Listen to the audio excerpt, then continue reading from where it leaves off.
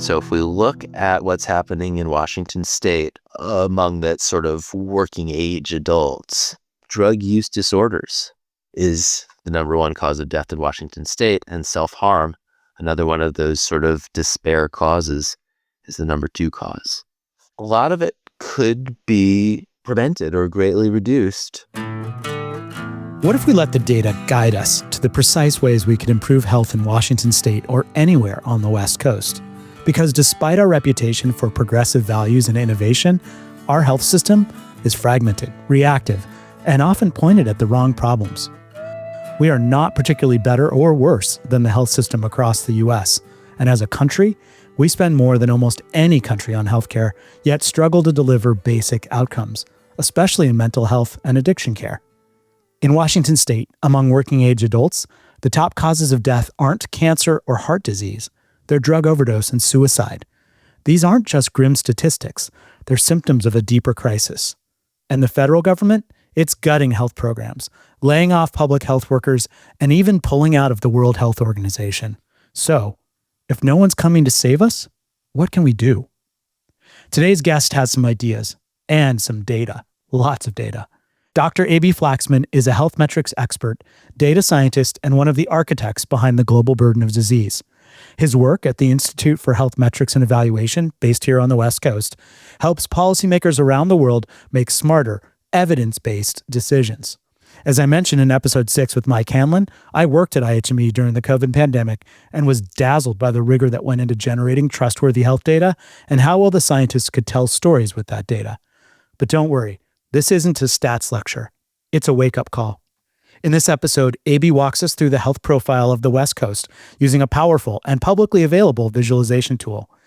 In this podcast, you'll hear how the numbers reveal both our hidden strengths and the vulnerabilities we ignore at our peril. Watch the video highlights on Substack and social media to see Abie visualize the data. Stepping back from the numbers, Abie and I also talk about science itself. If we want to maintain a sharp understanding of what ails us and how we could get healthier as a state, region, or country, Abie makes the case for why professors and the public have to stand up for science. Welcome to Pacific Time, the podcast where we ask the big what-if questions about the future of the West Coast, its challenges, its opportunities, and the potential for independence. I'm your host, Greg Amrofell. I started by asking Abie Flaxman, what does the data actually say about our health on the West Coast?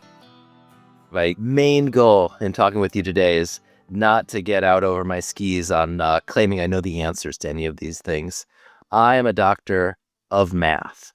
And so a lot of times when I want to answer a question like that, I go to these tools that I've helped with the math that filled in the data on the tools and look it up. And we could look at some of these things together. You're familiar with them from your time at IHME. And so when I want to find something like that, my first place to go is the GBD Compare tool on the IHME website. We want to see what's happening in Washington state. And what you can see for both sexes, all ages, 2021, which is the most recent year that's publicly available, although 2023 finishing touches are going on. That's going to be up to replace the 21 soon. In blue, in this visual form that's called a tree map, you can see all of the things that are considered non-communicable diseases. Ischemic heart disease, a big wedge there, are actually drugs jumping out as 5.2% of the total burden of disease in Washington state. And you can also see in red infectious diseases. So look at how big COVID-19 was back in 2021, the most recent year we have estimates for. In green are injuries, which a lot of people might say, wait, that's not a disease. But the way we think about things in global burden is it's a reason that we have less health. And so we're going to consider it the same way. This one's self-harm, meaning both suicide that leads to death and sort of attempted suicide, big enough to be really visible here as 2.1% of total DALYs. We can dig in all different kinds of ways, but one way that I think is really interesting is to say, let's compare this by location and see how that one that we were looking at in Washington state differs from, say, the United States as a whole. In the profile here, you can see Washington state has 12.82% of our burden coming from cardiovascular disease, a little bit less than the national average. And similarly, if you look at how bad well, this is respiratory infections and tuberculosis, but because we're talking 2021, really the burden of COVID for that year. Similarly, a little bit less burden in Washington state compared to the rest of the country. But at a gross level, what I'm seeing, AB, is that the pictures for Washington as compared to the US are fairly similar. It's just sort of slight differences in percentages. Is that fair? Yeah, yeah. And this is really about the breakdown. So, what we also might want to look at is like something more overall, what's happening and how does that compare between Washington and other states. Let's just go to total all cause. You know what a DALY is because of how we met. But for your audience that maybe doesn't speak in this really detailed kind of global health talk, let's just talk about deaths per 100,000. I'm going to switch a location group to be what we were just saying we wanted to talk about. To look in the United States, comparing different states. And I'll highlight Washington once we pull that up. But what this is going to be telling us about is what you might call the all-cause mortality rate. It's very crude, very trailing indicator for population health. But it's also one that makes a lot of sense to a lot of people. It's the kind of thing that you hear, what's the death rate? And you say, okay, I have an idea of what you mean when you say there's about 1,000 deaths per 100,000 people. Not the worst, not the best. And when we look at deaths per 100,000 across all ages, you can see it's going up. But that's actually really about how the population is aging. Let's just standardize that to say, what if we took out the way population aging is affecting that by positing a sort of hypothetical population, and that's going to change the slope of all of these. We'll see if it changes where Washington state lays in the pack as well. And what it says is, okay, taking out age as a cause for what's varying state to state, Washington has been kind of on the low end of deaths per 100,000. We want to be low, right? And we've been making kind of gradual progress through the 90s to basically the start of COVID in 2020, where things popped back up. And so I think the big question is, as we get additional years out here, who's done the best in turning things around and turning things back down? New York, for example, you can see by 2021 had already undone some of the damage of how bad things were for them in 2020, their first year dealing with COVID. Could we take a glance at California and Oregon while we're here? Here's Oregon, following a very similar pattern to Washington. And then California, which is really important in all of these graphs because it is such a populous state. Really a story of shooting to the highest performance. I mean, Hawaii is down there, a little bit lower, but looks like California was really crushing in terms of this very trailing indicator of population health. But then, like many states, was hard hit when COVID-19 came around. But it seems like we can generally conclude that the West Coast states, along with Hawaii, do quite well on this particular indicator. Absolutely. What can we deduce from the data about the challenges on the West Coast for health? One way to get into that is to switch panels to this one that's called a heat map. And this one is going to list out different places and different causes. And so everywhere in the United States, cardiovascular disease is the number one cause. And if we're talking about 2021, which is, we're talking about COVID being part of this respiratory infections and TB, everywhere in the states had that as its second or third cause, except for a few unusual exceptions. If we just sort it so that we've got our order, number 2 in Washington state was neoplasms. This is doctor speak for cancers. So what I'm going to actually do is switch the year. I wish I could go forward, tell you what's happening in 2023. But until that's ready to go, let's go backwards to 2019, saying what was happening before COVID in this kind of leading causes picture. And now you can see cardiovascular disease and neoplasms are the top 1 and 2 for everywhere. And then running down the line in Washington, number 3 is neurological disorders. This gets into something pretty interesting because neurological disorders, a lot of that is talking about Alzheimer's and other dementias. In fact, I wonder what happens if I turn my level back up. Remember, I turned this down when we had too much detail on the tree map? I bet if I turn this up, we're going to get neoplasms split out into specific cancers, cardiovascular disease spread between ischemic heart disease and strokes. And look at that.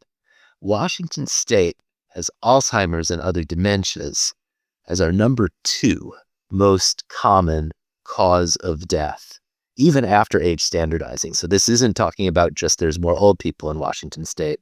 This is talking about there's more people who are dealing with this, even taking into account that difference in ages. And in part, that's because we're absolutely excellent at measuring when deaths are due to Alzheimer's and other dementias. But it is probably also telling us a story about how there is something really important going on with this that we'd be looking at in Washington State that maybe would not be in our top 5 if we were looking at what was happening in another state. And I'm glancing over at California and Oregon again. Yeah, me too. And California is another place where Alzheimer's is really up there. What do we say in Oregon? Gonna have to go a little further down on the list before Alzheimer's is in it. But it's, again, in that same sort of top 5 area. And it does look like across the 3, and maybe this is generally true in the US, heart disease, stroke, COPD, and Alzheimer's disease are all quite high. Yes, absolutely right. Now, this is in part because we're looking at deaths. So these are all really things that are killers. And it's in part because we're looking at things that are age standardized. If we were to, say, turn our attention to, let's call it the working ages, one of these boxes here should say something like 15 to 49 years, 20 to 54 years. That sounds like a good kind of broad part of people are through their child and teen years, maybe not reaching the point of retirement yet. And now you see a very different picture where self-harm is really at the top of the chart for a lot of states. Even the ones where it's not number 1 or number 2, it's often in the top 5. And self-harm and drug use disorders are often referred to as deaths of despair, correct? Right. So if we look at what's happening in Washington State among that sort of working age adults, drug use disorders is the number 1 cause of death in Washington State, and self-harm, another one of those sort of despair causes, is the number 2 cause. And it looks to me, just glancing again at California and Oregon, that the West Coast isn't all that different from other parts of the country.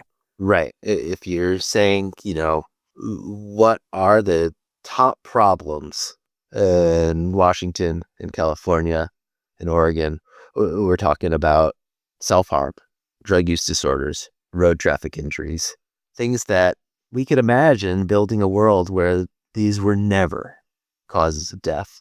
And that's kind of one of the things that you see when you look in these working age years. There's a lot of things that we could imagine, like getting to a point in society where people just don't die that often during these years. A lot of this stuff in despair, a lot of this stuff in injuries, cirrhosis of the liver is, again, one that often is connected to alcohol and sort of basically processing poisons in your body. And lung cancer, of course, also very related to smoking.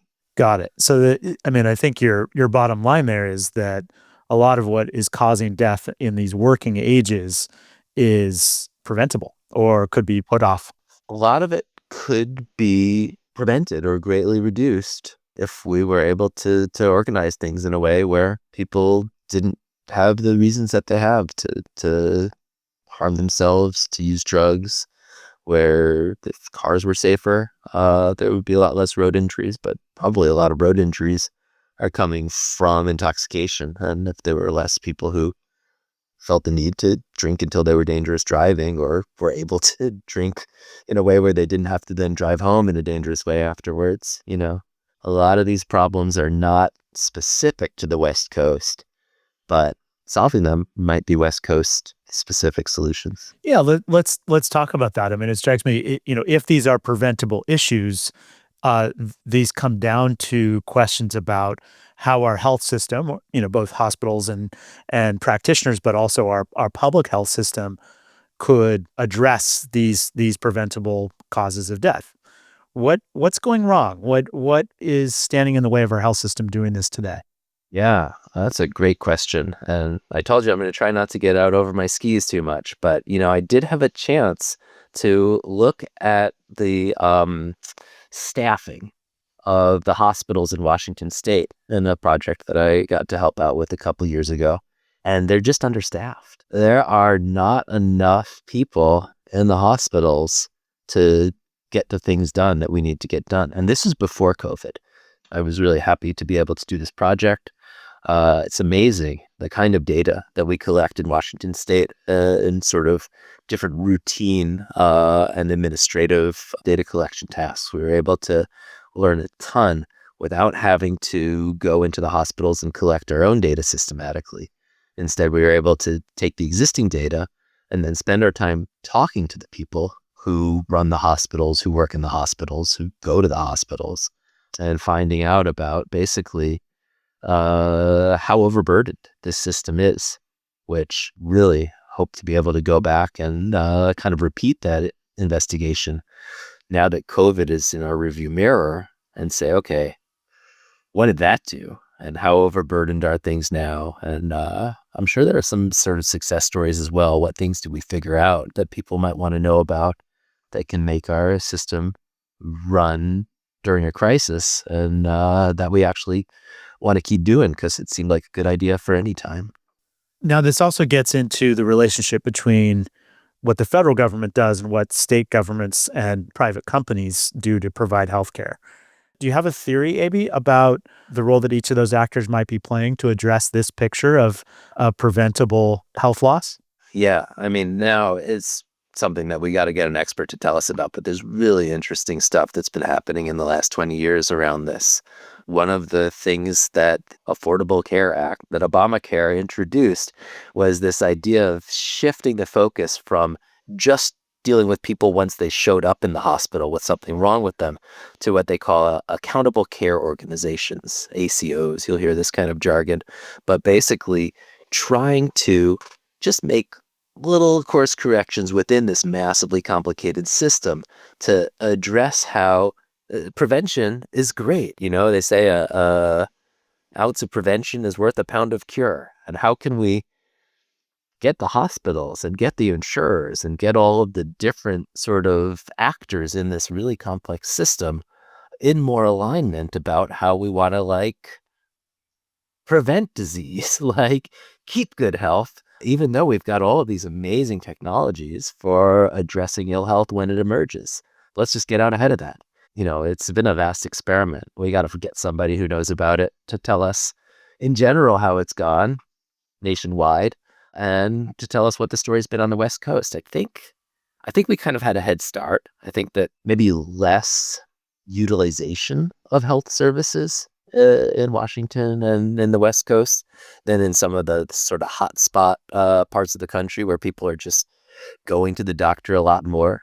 I think there's a lot of interesting theories about that again are a little bit outside of my expertise, but I would love to one day hear someone break down all of the most recent thinking around that.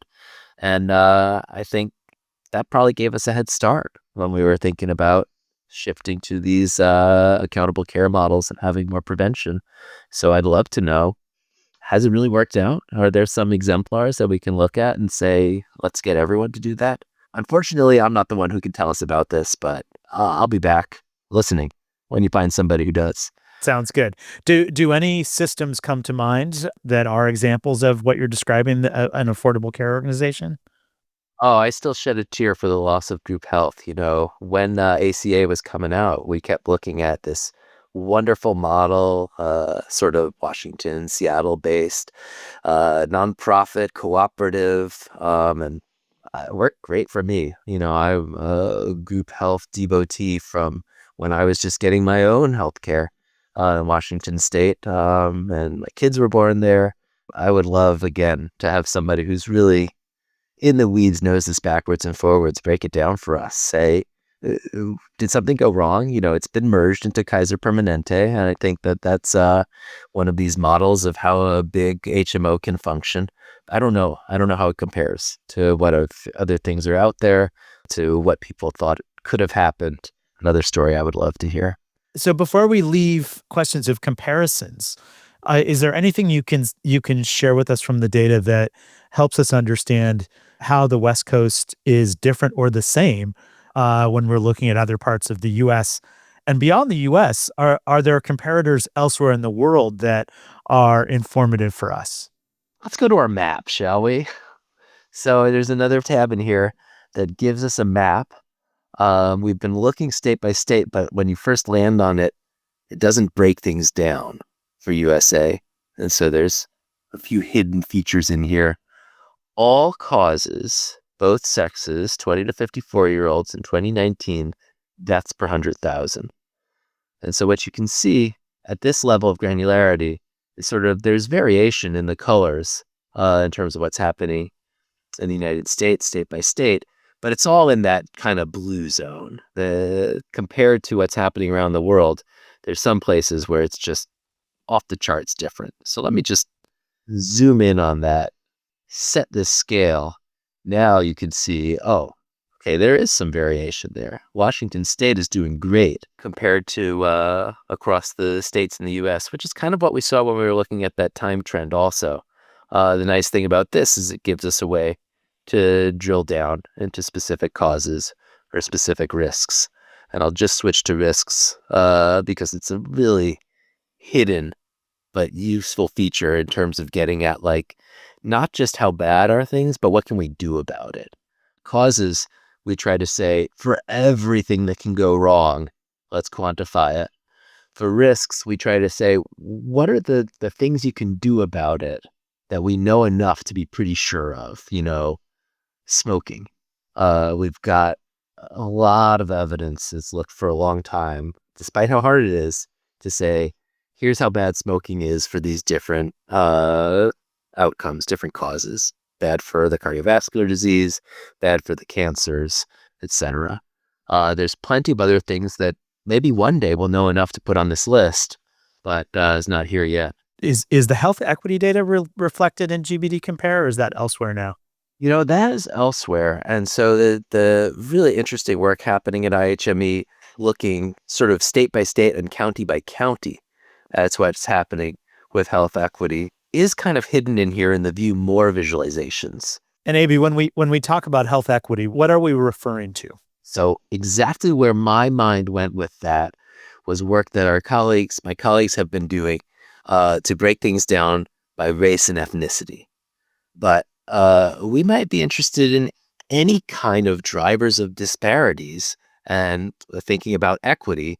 What can we do to not just improve the overall health of the population, but also bring together some of those disparities? And so one of the things you'll see in this kind of plot is if we switch from the racial and ethnic groups to all to be one of the more vulnerable and marginalized groups, like this American Indian and Alaska Native group, then a lot of times, we'll see in this case, life expectancy is that we're talking about things that are a lot more in the oranges and reds.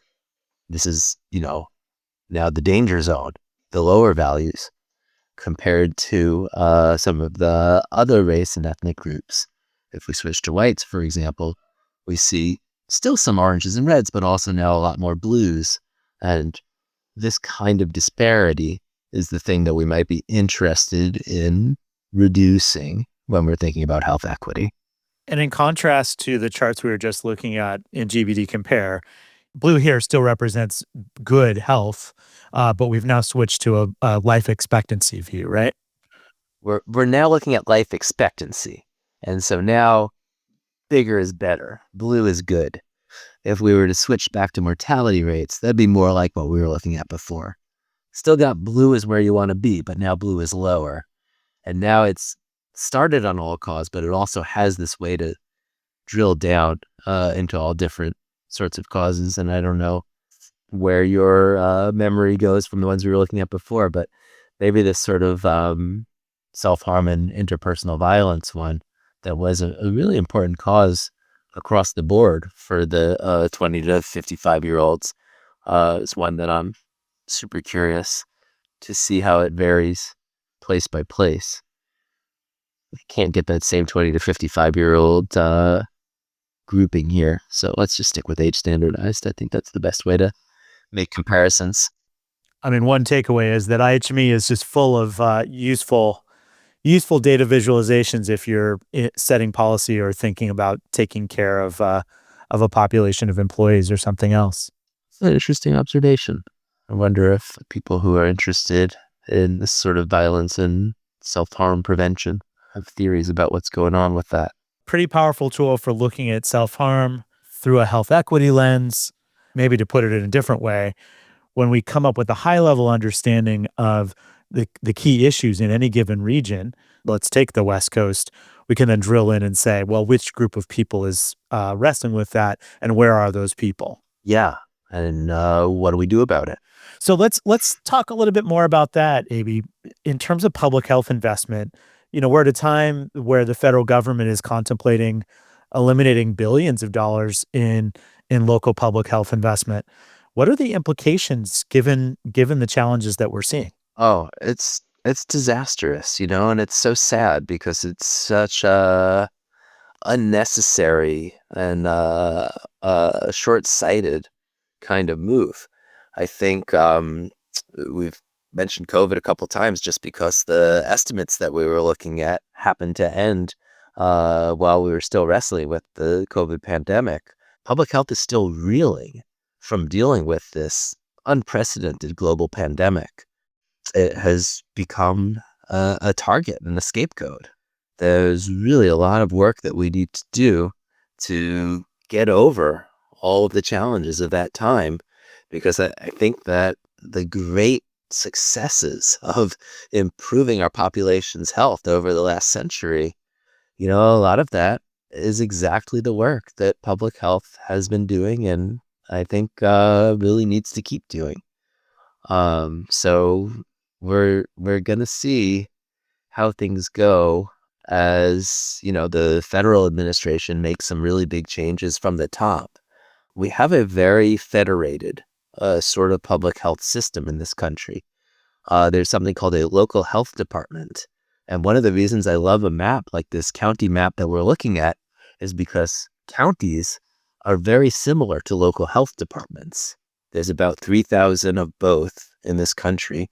And the most kind of like lowest level delivery of public health comes from these basically county level units that do things like make sure our restaurants are serving food in a safe way, investigate outbreak of sexually transmitted infections if one happens in one of these counties. Plenty of things that we're hearing about in the news now. When bird flu strikes, maybe that's something that's going to be handled at the state level, but a lot of times that's a local health department that's trying to figure out what to do about an infection. And then these local health departments often receive a lot of guidance from the state departments of health. And those state departments of health are working based on, the sort of state executive branch. So it's going to matter a lot what state governors and state legislatures want to do. And then they get a huge amount of guidance, and really a lot of the important new ideas and breakthroughs come from the CDC. And what a time at the CDC. I think that my heart goes out to all of these hardworking public health professionals who are trying to weather the storm of so much turmoil, so much conflicting advice. I really hope they hang in there because so interesting to think, as your podcast does, what would it be like to have a Pacific time unit? But we are connected, very connected. Infectious diseases do not recognize the border between Washington and Idaho. And a lot of times it's been the CDC that's really helped us understand what's happening across the country, how to deal with it at the state and local level. If we cannot assume federal support and coordination, what should officials at the state and local level on the West Coast start to contemplate? That's a great question. We've got great tools for looking at priorities here in terms of the long term. We can say that, what do we look at today? There's a lot going on with despair. And if you had heard about that being some problem with, the Rust Belt or the Appalachia, no, it's right here in Washington State too. So as a state, that's a great place to be thinking about what is it that is leading to these deaths of despair? What are some of the things that, okay, if we're not going to have the feds helping us address this, we can do at the state and local level to deal with it? Where my mind goes is also like, look at all of the risks that we're taking on with these tariffs leading to hyperinflation. What are the causes of despair? And what more should we be expecting if we really tank the economy with these different ideas about trade wars or turning on our allies like Canada and Europe, or getting into new conflicts about Greenland or Panama or what have you? I mean, what I'm hearing you say, though, is as we saw with COVID, pandemics certainly don't honor boundaries between states or counties. But the flip side of that is if we're wrestling with an issue in Washington like drug related deaths or other deaths of despair, or we're wrestling with an issue that's less behavioral like Alzheimer's, the lessons we might learn in Seattle or LA could be very similar to the lessons that people in Chicago or Montgomery are learning, and sharing ideas is really important. So it sounds like part of what you could be prescribing is there's going to be a need for coordination, certainly across the West Coast, but between West Coast states and other places as well, because humans are the same and health issues are related. Absolutely. And, there's an interesting mechanism for coordination as well, which is about how we do our medical training. So one way that we are connected now is with what's called the WWAMI network. I always have to look it up to remember what it stands for, but those are each state names. The W must be Wyoming. And there's about 5 states that have all sort of pooled their resources to do training and also to share some of their treatment across states, because the University of Washington is one of the few med schools in the West. And so a lot of training for doctors in Idaho, doctors in Wyoming, Montana, is coming from the University of Washington medical school system. Now, this has been a little bit fraught, and actually there's some legislation going on in Idaho now, considering if they want to pull back from the WWAMI network and maybe have their training come from a more conservative state where they feel like they have more values alignment. But there's a huge doctor shortage in Idaho. I was telling you that the system is stretched thin in Washington state. It's even worse in Idaho. So it's a very risky move for states sort of looking across borders at different red-blue values and saying they're considering shifting these long-held structures and alliances.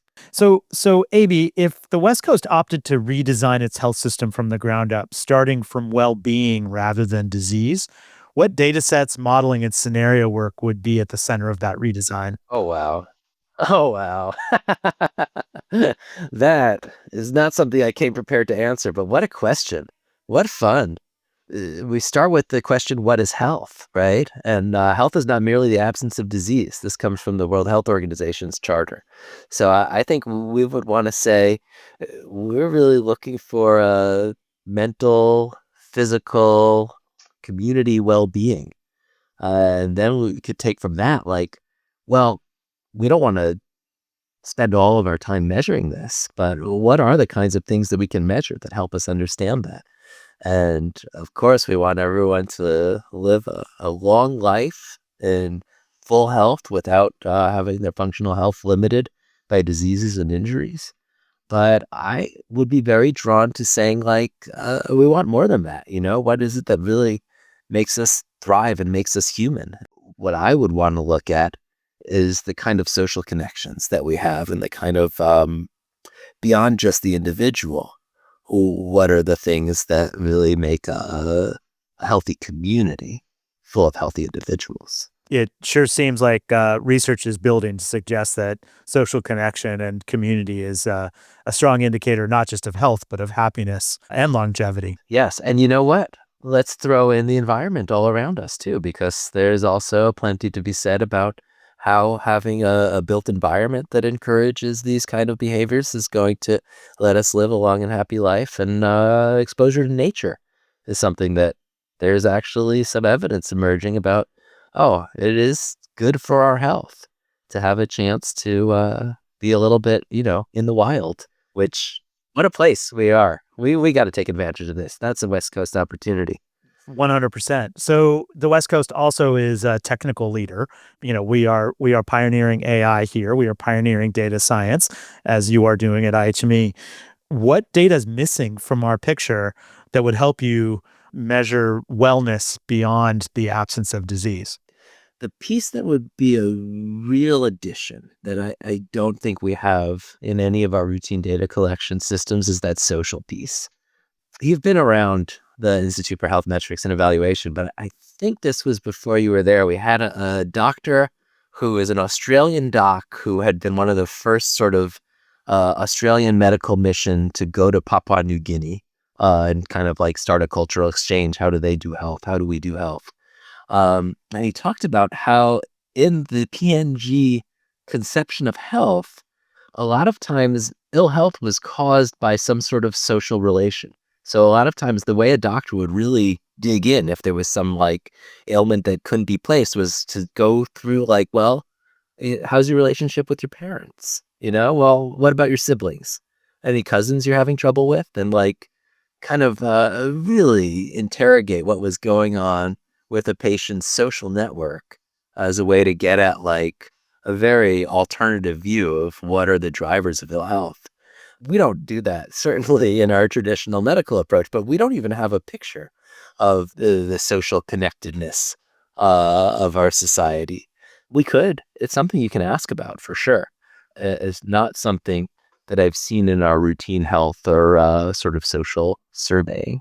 So we've got the global burden of disease, but we need something equivalent for looking at our social health, it sounds like. I would love it. I think there's a lot to be gained there. Okay. Speed round. Thinking about our health future on the West Coast, Abie, you're an expert at asking what if questions. You work with scenarios all the time. What should we be stress testing on the West Coast that we're not now? Climate driven mitigation or migration, the use of AI led diagnostics. What else comes to mind? What are the what if scenarios we should be considering?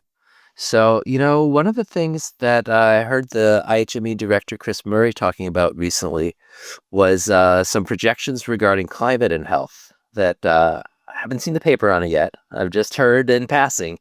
But one of their findings is that forest fires are particularly a problem for us on the West Coast.